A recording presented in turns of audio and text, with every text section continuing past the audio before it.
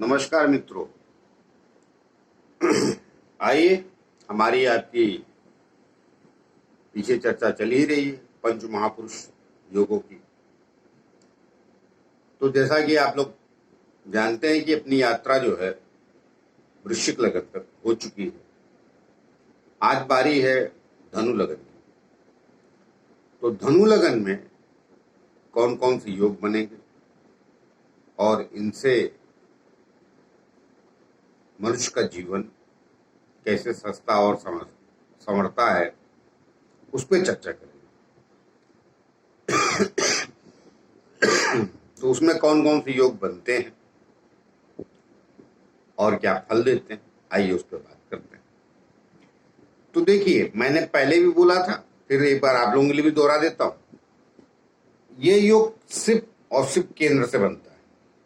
1, 4, 7, 10 ये केंद्र स्थान है। यहाँ 9 जरूर लिखा है, मगर 9वीं राशि है तो ये 9 मतलब धनु लगन। तो ये धनु राशि है तो धनु लगन, क्योंकि यहाँ पहले घर में जैसे पहला घर पकड़ते हैं, ये पहले घर में 9 लिखा है। तो ये योग बनेगा 1, 4, 7 और 10। और तब बनेगा जब इन 4 घरों में कोई प्लेनेट अपने घर का हो, या जिसे स्वराशि बोलते हैं। जैसे ये गुरु यहाँ लिखा है मैंने पहले, तो स्वराशि का है या उच्च का, तब बनेगा। तो आइए, मैंने आज गुरु लिखा है और आज मैं थोड़ा पहले ही बोल देता हूं, भाई जिन लोगों ने मेरा चैनल सब्सक्राइब नहीं किया है कृपया कर लीजिए। तो आइए बात करते हैं धनु लगन में यहां गुरु बैठे तो क्या बनेगा। अब यहां गुरु बैठा तो ये बनाएगा हंस योग, और ये यहां पे बैठा गुरु, कमाल, बहुत बढ़िया है। मनुष्य का जीवन खुशहाल करेगा। ऐसा व्यक्ति ज्ञानवान, भाग्यवान, ज्ञान भी होगा और भाग्यशाली भी होगा। और घर परिवार भी इसका अच्छा चलेगा। मतलब कहने का तात्पर्य ये है कि कुल देखिए, अगर किसी और ग्रहों की दृष्टि नहीं इस पे, ये निर्दोष है, अर्थात किसी ग्रह से पीड़ित नहीं है, मेरा कहने मतलब, तो ये गुरु यहां कमाल है। और ये मनुष्य को ऊंचाइयां देगा, समाज में एक इसका अपना कद होगा। और किसी भी क्षेत्र में रहे, इसमें मैं किसी एक क्षेत्र को बंदिश में नहीं लाऊंगा, किसी भी क्षेत्र में है लेकिन ज्ञानवान जरूर होगा। और ज्ञान इसको हर क्षेत्र का होगा। हर क्षेत्र से मतलब जो ज्ञान की चीजें हैं, अब कोई जरूरी नहीं मैकेनिक का भी ज्ञान हो, उसको स्कूटर भी बनाना जानता हूँ, मोटरसाइकिल बनाना जानता हूँ। कहने का तात्पर्य यह है मेरा कि समाज की जो चीजें हैं, जो समझी और सोची जाती है, उन सब चीजों का इस व्यक्ति को ज्ञान होगा, ज्ञानवान होगा। जहां बैठेगा वहां समाज में उसकी अपनी एक अलग छवि, एक अपनी अलग इज्जत, रिस्पेक्ट इसको मिलेगी और सम्मान मिलेगा इस व्यक्ति को। तो कुल लेकर सब कुछ समाहित है इस व्यक्तित्व में, जिसका धनु लगन है और गुरु यहाँ बैठा है लगन में। तो ये व्यक्ति कभी ना कभी दुनिया में, समाज में अपना नाम एक बार जरूर करता है और जाना जाता है। और मैं पहले ही वीडियो में बोल चुका हूं कि पंच महापुरुषों को लगा है ना, और ऊपर से इतना अच्छा गुरु बैठ जाए तो कहने क्या। उसकी दृष्टियां गुरु की सारे प्लैनेटों में सबसे बेहतर दृष्टियां गुरु की होती है। जहां बैठता है वहां थोड़ा नुकसान करता है, कभी कभी अपना समाज हित के चक्कर में अपना नुकसान कर सकता है, मगर समाज का नहीं करेगा। कोई उससे विद्या लेने आ गया, कोई उससे ज्ञान लेने आ गया, 2 कप चाय पिला के 2 बिस्कुट रख के सम्मान से बैठाएगा, और ज्ञान भी देगा। ये इस गुरु का करिश्मा है। तो ये कमाल, जिसको कहते हैं अत्यंत श्रेष्ठ श्रेष्ठ अवस्था है। अब आइए गुरु यहां की बजाय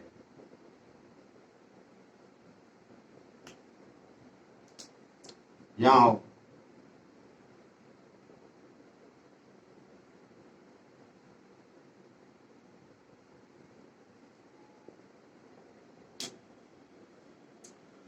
तो ये चौथे घर में जब गुरु आ जाएगा तो ये मीन राशि में, जल तत्व राशि में, ये थोड़ा एग्रेसिव हो सकता है स्वभाव से, मगर ये नहीं होगा ऐसा। मतलब ये थोड़ा डांट फटकार के आदमी को जिंदगी समझाने की कोशिश करेगा, लेकिन ये नहीं करेगा। दोनों के स्वभाव में जो यहां मैंने बताया ये यहां भी मिलेगा। ये भी श्रेष्ठ है, महान व्यक्ति ये भी बनाएगा। ऊपर से इसकी कर्म स्थान पर दृष्टि, तो ऐसा व्यक्ति राजनीति में जा सकता है। इसका शायद चांसेस थोड़ा कम बने, ये भी जा सकता है लेकिन कम बने, मगर ये जाए। और अगर नहीं गए तो राजनीति में इंटरेस्ट जरूर।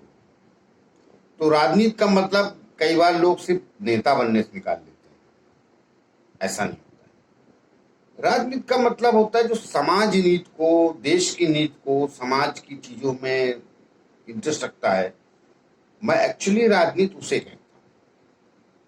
और वैसे भी अब राजनीति नाम बदल के राजनीति कर दी। पहले राज हुआ करते तो राष्ट्र है ना, राज्य कहाँ बचे, और राज्य बचे भी हैं तो राष्ट्र के नीचे। लेकिन वो पुराना सिलसिला है राज्यों का, चलता आ रहा है। तो ये व्यक्ति राजनीति में जाएगा क्यों? कर्म स्थान पे दृष्टि, ये सत्ता का स्थान होता है, इसे राजनीतिक स्थान भी बोलते हैं। और इस व्यक्ति का भी सब कुछ वैसा ही होगा जैसा ये, स्वभाव करीब करीब मेल खाएगा, बहुत ज्यादा फर्क नहीं होगा। कहना दोनों पंच महापुरुष योग बना के बैठे हैं, तो इसमें थोड़ा तेजी आ सकती है स्वभाव में, इसमें तो ज्यादा नरमी रहेगी। ये बात को अपनी शीतलता, सभ्यता और सौम्यता से ज्यादा समझाएगा। ये भी समझाएगा, लेकिन सामने वाले को समझ नहीं आएगा तो कई बार डांट भी देगा, मगर ये बोलेगा जाने दो यार। तो ये दोनों गुरु यहाँ बैठे चाहे यहाँ बैठे, ये श्रेष्ठ है। ये पंच महापुरुषों को बनाए हैं, उसका पूरा फल भी मिलेगा। और पंच महापुरुषों का मैंने मतलब पहले भी बता चुका हूँ, दोनों श्रेष्ठ मिलेगा जरूर, समाज में दोनों जाने जाएंगे। आइए दो योग और बनते हैं धनु लगन में, वो भी बताता चलता हूँ।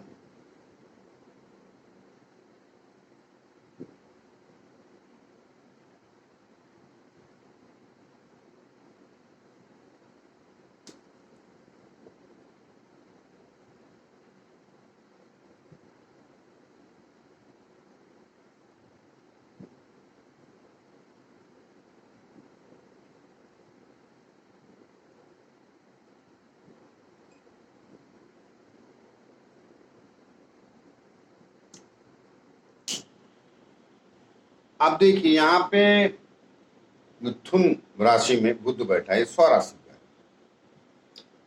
तो ये भी बना है पंच महापुरुष। तो अब ये भी अच्छा है, लगन वृक्ष की दृष्टि, ये भी समाज में वही सब कुछ देगा जो मैंने पीछे भी मिथुन में बुध बैठे हुए मिथुन लगन में बोला था, या कन्या लगन में, इस लगन में या इस लगन में बोला था। दोनों का स्वभाव सेम होगा, व्यापारी प्रवृत्ति का होगा, व्यापार करेगा और अपने कुटुंब को, अपने समाज को खुश रखेगा, जिंदगी बेहतर होगी। मतलब कहने का मतलब तात्पर्य है कि सब बेहतर मिलता रहेगा और जीवन इसका भी बेहतर खुशहाली से बीतेगा। स्थितियों को समझ के अपना व्यापार वगैरह व्यक्ति चलाता रहता है, या किसी और कार्य पे है, क्योंकि और भी प्लान कई बार बैठ जाते हैं। क्या होता है कई बार आप लोग मालूम नहीं है, सब राजयोग तो सही है, आत्मा कारक भी एक प्लेनेट है। मंगल इसका आत्मा कारक हो जाए मान लीजिए, तो कुछ अलग ही दिशा पकड़ लेगा। तो कुंडली में एक विषय नहीं होता, अनेक विषय होते, लेकिन इसका अभी मैं बता रहा हूँ, तो ये बेहतर अच्छा जीवन इसका भी रहेगा, खुशहाल रहेगा और बेहतर चलता रहेगा। आइए अब चलते हैं, एक योग और बचा है इसमें, वो भी बता देते हैं। वो भी बुध से ही बना, ये इसने बद्ध योग बनाया, इन दोनों ने हंस योग बनाया। गुरु यहाँ बैठा तो हंस योग, इसने यहाँ बैठा तो हंस योग, ये बद्ध योग बनाया और ये भी बद्ध योग बनाएगा। अब बुध यहाँ बैठा है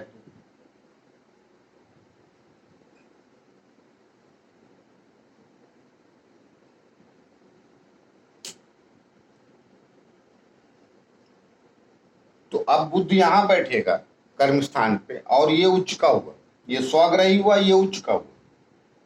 अकेला बुद्धि एक ऐसा प्लेनेट है जो अपनी ही राशियों में स्वग्रही उच्च का होता है, तो ये उच्च का हुआ, इससे श्रेष्ठ है। कारण क्या है, तो कर्म स्थान पे, तो उसका कर्म विशाल हो जाएगा,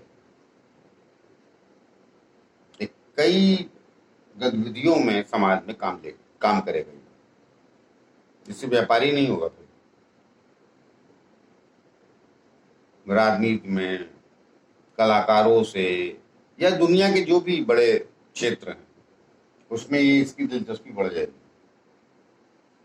साइंस में ये इंटरेस्ट लेने लगेगा हर क्षेत्र में, क्योंकि इसका ज्ञान इसकी अपेक्षा बड़ा।